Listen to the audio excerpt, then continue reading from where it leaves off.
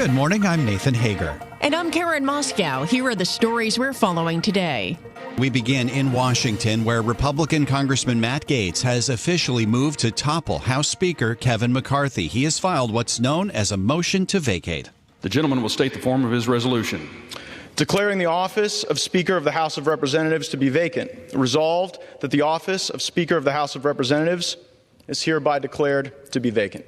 Congressman Gaetz cited McCarthy's bipartisan deal to avert a government shutdown for making this move. Just 5 ultra-conservatives could oust McCarthy if every Democrat joins them.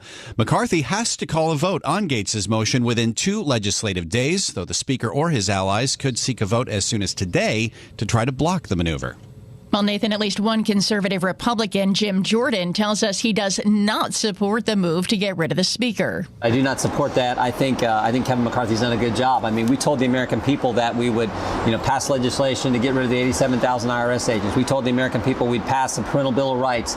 We did that. We told the American people we would pass legislation to deal with the energy problem. We told the American people we would pass the toughest border security immigration enforcement legislation in history, and we did that. Ohio Republican Jim Jordan made the comments in an interview on Bloomberg's Balance of Power. Catch the show weekdays at 5 p.m. Eastern on Bloomberg Television and get the full conversation with Congressman Jordan on the Bloomberg Talks podcast feed. Staying in Washington, Karen, President Biden's re-election campaign has launched a new ad. That peace of mind, he's determined to get it back because of where he's from and who he is. I'm Joe Biden, and I approve this message. The Biden campaign hopes to reverse the president's poor marks on the economy ahead of the 2024 election. The minute-long spot highlights the president's efforts to lower consumer costs. Well, on the other side of the aisle, Nathan, Donald Trump's 2024 campaign is colliding with his legal troubles now. The former president appeared in a New York City courtroom for opening statements in his civil fraud trial, and he wasted little time railing against it. There's no case here. There's no victim. The banks aren't a victim. The insurance companies are a victim. Everybody got paid. It's a terrible, terrible thing. This was for politics. And the former president said the judge in the case, Arthur Engoron, should be disbarred. Prosecutors say the Trump organization inflated its asset values to get better terms from banks and insurance companies and to get Trump higher on the Forbes billionaires list. New York Attorney General Letitia James says she wants to send a message. No matter how powerful you are, no matter how much money you think you may have, no one is above the law. The case from Letitia James is scheduled to last almost 3 months, and former President Trump is expected to testify late in the trial. Another high-profile trial begins later today in New York. Karen, former FTX CEO Sam Bankman-Fried is accused of orchestrating a multi-billion-dollar fraud. We get more from Bloomberg's Kaylee Lines. Bankman-Fried is facing 7 counts of fraud and money laundering. Prosecutors allege that the collapse of his crypto exchange FTX was one of the biggest financial frauds in American history, and will argue the scheme allowed the 31-year-old to spend customer funds on real estate, high-risk trading, investments, and political donations. Bankman-Fried has pleaded not guilty to all the charges and has said he never knowingly committed fraud. If convicted and given maximum sentences, he could spend the rest of his life in prison. The trial in federal court in Manhattan is expected to take up to 6 weeks. Kaylee Lines, Bloomberg Radio. All right, Kaylee, thanks. Well, turning to the markets now, stocks are under pressure once again on hawkish Fed talk. Several officials bolstered speculation that rates are going higher to counter inflation. And here's Cleveland Fed President Loretta Mester. At this point, I suspect we may well need to raise the Fed funds rate once more this year and then hold it there for some time as we accumulate more information on economic developments and assess the effects of the tightening in financial conditions that has already occurred. Cleveland Fed President Loretta Mester does not vote on monetary policy this year. Her colleague, FOMC hawk Michelle Bowman, reiterated her call for multiple hikes. And it's not just Fed officials talking rate hikes, Karen. Former Bank of England Governor Mark Carney says he expects the Fed to raise rates again before the end of this year. If I have to choose a camp, I'd be in the camp of I expect that there will be a bit more tightening by the Fed, so probably an additional rate increase this year. Mark Carney made the comments on Bloomberg Television's David Rubenstein show, Peer-to-Peer Conversations. Carney now chairs Brookfield Asset Management. He's also been selected to serve as chair of Bloomberg LP's board of directors. Let's turn to technology now, Nathan, because that's what Jamie Dimon's talking about. In an exclusive interview with Bloomberg, the J.P. Morgan Chase CEO said thousands of his employees are already using artificial intelligence. He says AI will make dramatic improvements in workers' quality of life, even if it eliminates some jobs. Technology's always replace jobs. Your children can live to 100 and not have cancer because of technology. And literally, they'll probably be working 3.5 days a week. So technology's done unbelievable things for mankind. But, planes crash, pharmaceuticals get misused.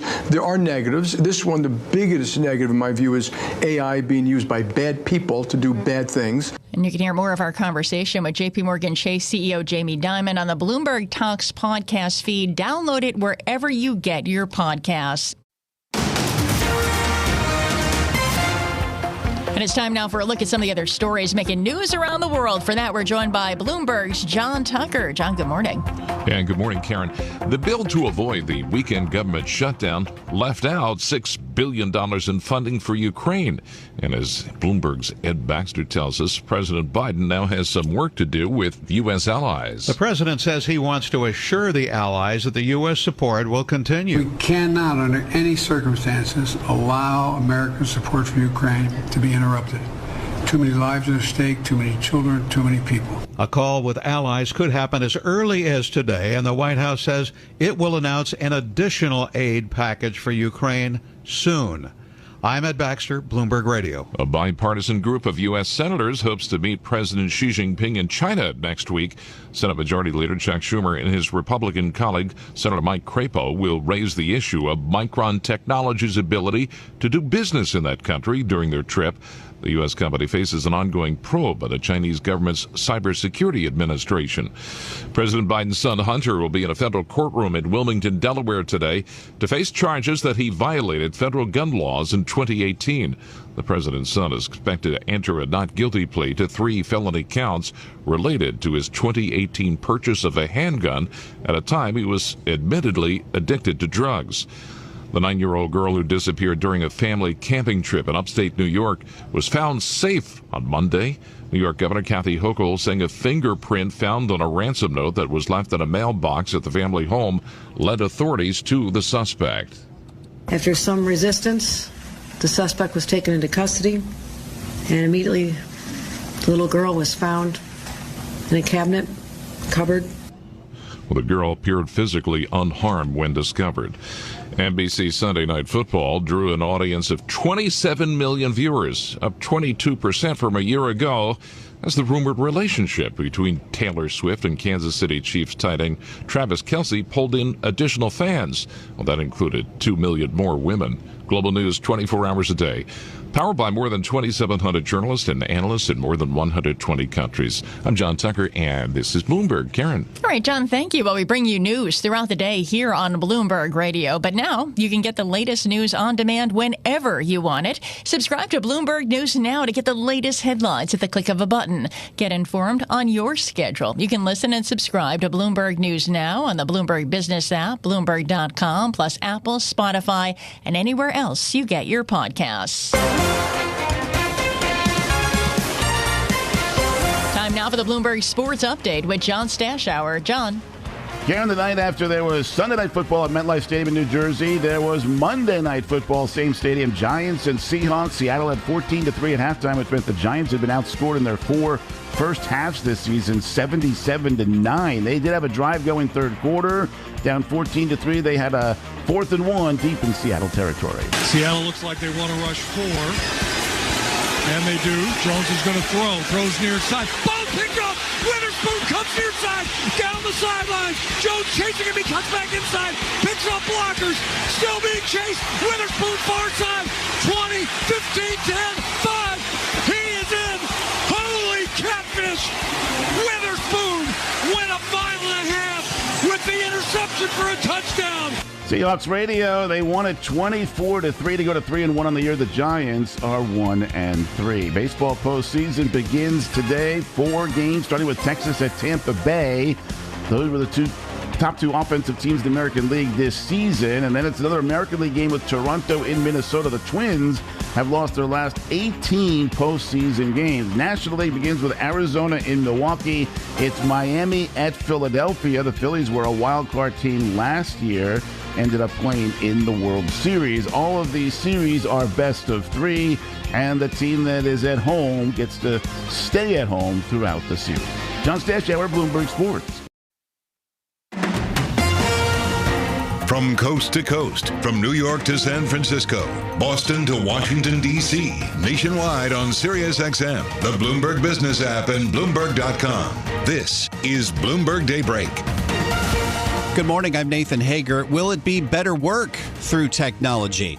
Well, Jamie Dimon says artificial intelligence is already being used by thousands of his employees, and it's likely to make dramatic improvements in workers' quality of life, even if it does eliminate some jobs. The CEO and chairman of JPMorgan Chase & Company spoke exclusively with Bloomberg's Emily Chang on the sidelines of the Tech Stars Leadership Forum in London. And Dimon says AI is critical to JPMorgan's future success. People have to take a deep breath, okay? Technology's always replace jobs. Your children can live to 100 and not have cancer because of technology. And literally, they'll probably be working 3.5 days a week. So technology's done unbelievable things for mankind. But, you know, planes crash, pharmaceuticals get misused. There are negatives. This one, the biggest negative in my view, is AI being used by bad people to do bad things. Think of cyber. You know, Henry Kissinger talks about warfare. But, you know, the fact, and I do think, you know, eventually have legal guardrails around it. It's kind of hard to do because it's new, but it will add a huge value. And, you know, for JP Morgan, if it replaces jobs, you know, we hope to redeploy people. Like at First Republic, you know, we've offered jobs to like 90% of the people. They accepted. But we also, you know, we've told them some of those jobs are transitory, but we hire 30,000 people a year. Right. So we expect to be able to get them a job somewhere local in a different branch or a different function if we can do that. So, and we'll be doing that with any dislocation that takes place as a result of AI. I want the Jamie Dimon forecast on the broader economy. Yeah. First it was hurricanes, and then it was storm clouds in your annual letter. What's the weather now? Is a recession You guys coming? Have consistently got this wrong, okay? I'm not giving a forecast. I'm trying to, I blame myself, okay? The U.S. has been very strong for a while. No surprise, $5 trillion was pumped in fiscally, you know, $3 trillion to $4 trillion of QE, and now that's being reversed. The consumer's still in good shape. They're still spending money. They still have more money than pre-COVID. It's spending down. Home prices have gone for 15 years. Asset prices have gone for 15 years. They're in pretty good shape. And then the people are talking about, you know, deterioration. Credit is not deteriorating. Credit card all-time highs, not inflation adjusted or GDP adjusted or income adjusted. And yeah, it's deteriorating. We think it's normalizing. And corporate credit's been quite good. So you have a strong economy. That's the here and now. All the data is a little distorted because of COVID and things like that. When you ask the question about a forecast, and I don't make forecasts, I look out there and say, what are the range of outcomes? From hurricane to storm clouds? No, I would put it as several storm clouds. When I said hurricane, I was correcting. Someone said the storm clouds dissipate. I said, no, that one may be a hurricane. We don't know what it is. Here's what they are. There are two of them that are different than other things. So we always have, you know, I don't worry about the weather, and honestly, I don't spend a lot of time guessing about the economy. I mean, that to me is the sunny or rainy. I don't worry about that. We run the company to serve clients through thick and thin. That's what we do. To serve governments, to, you know, satisfy our regulators, and that's all weather. But there are two things which are extraordinary today, which may have different outcomes, and think of them as storm clouds. We don't know if they're going to hit, when they're going to hit, what they're going to do. Okay, so I'm not predicting that, but I'll tell you what I worry about. So one is the fiscal money being spent is so big, largest in peacetime ever, America and kind of around the world, with already very high deficits. And QT we've never had. So I know some people think QT will be uneventful. I'm not so sure. At a minimum, I expect volatile markets. And then you've got, and then all the long-term fiscal things are kind of inflationary. You know, oil prices, certain commodity prices, the green economy, you know, the restructuring of trade, you name it. I see it's adding to inflation, not subtracting inflation. So I don't think inflationary will be that, you know, keep on coming down. It may not. and therefore rates may go higher. But the biggest storm cloud is geopolitical. It's Ukraine, the humanitarian crisis. It's a war not far from here. It's along 600 miles, 500,000 people have been killed. It's nuclear blackmail. It's going to affect all global relationships in America and China, trade alliances. We don't know how it's going to start either. So I just put those two things as I keep a close eye on. And then how it affects the economy is different. And what I've been talking about that is I just tell people, be prepared for higher rates and slower growth. 7%. Are we really going there? And how does I don't know. When I said 5%, they said, are we going there? Yeah, it's possible. So when I talk to my board, I say, yeah, can it go to 7%? The answer is yes. Are there factors that would drive it, higher than, where it is today? 4.5, 4.6, or 4.7, I'm talking about a 10-year bond now. Yes. Is supply and demand could push high? Yes. I'm just saying, be prepared for it. So and then the worst case is stagflation. Higher rates because you have a booming economy and there's a lot of competition for capital is not the same thing as stagflation. This is Bloomberg Daybreak Today, your morning brief on the stories making news from Wall Street to Washington and beyond. Look for us on your podcast feed at 6 a.m. Eastern each morning on Apple, Spotify, and anywhere else you get your podcasts. You can also listen live each morning starting at 5 a.m. Wall Street time on Bloomberg 1130 in New York, Bloomberg 99.1 in Washington, Bloomberg 106.1 in Boston, and Bloomberg 960 in San Francisco. Our flagship New York station is also available on your Amazon Alexa devices. Just say, Alexa, play Bloomberg 1130. Plus, listen coast to coast on the Bloomberg Business app, Sirius XM Channel 119, the iHeartRadio app, and on Bloomberg.com. I'm Nathan Hager. And I'm Karen Moscow. Join us again tomorrow morning for all the news you need to start your day right here on Bloomberg Daybreak.